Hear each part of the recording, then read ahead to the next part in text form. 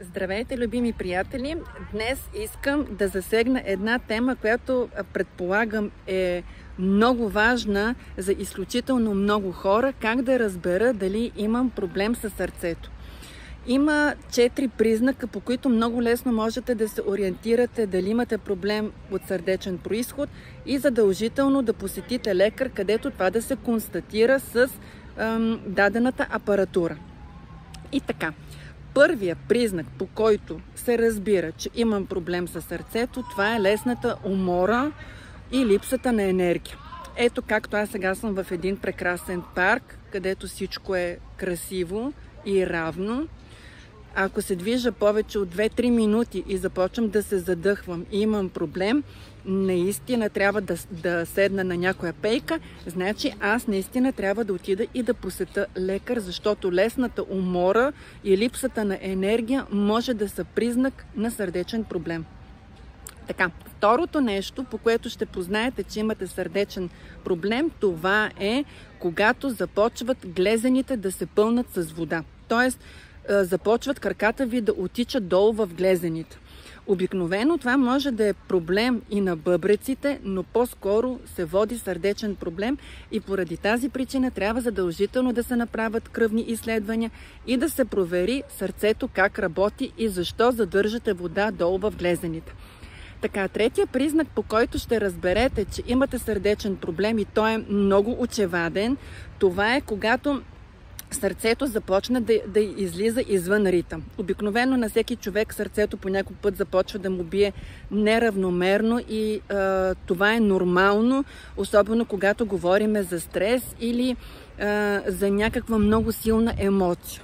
Когато обаче излизането извън ритъм продължи повече от един ден и няма лекарство, което да ви вкара в ритъм, искам да ви кажа, че задължително трябва да отидете и да направите преглед на ехокардиограф, защото това е много сериозен показател, на който трябва да ви светне лампата, че имате сърдечен проблем. Така, и четвъртия признак, по който ще разберете, че имате проблем със сърце, това е когато започват да ви изтръпва обикновено лявата ръка и имате сериозни болки в гърдите. Това може да е показател и на други състояния, но за да сте сигурни, че това не е сърдечен проблем, задължително пак трябва да посетите лекар. Така, правят се пълна кръвна картина с холестеролни показатели и там на ехокардиограф се разбира какви точно са ви състоянията. Профилактично това, което можете да правите, е да подобрявате ритъма на сърцето, като пиете определени добавки.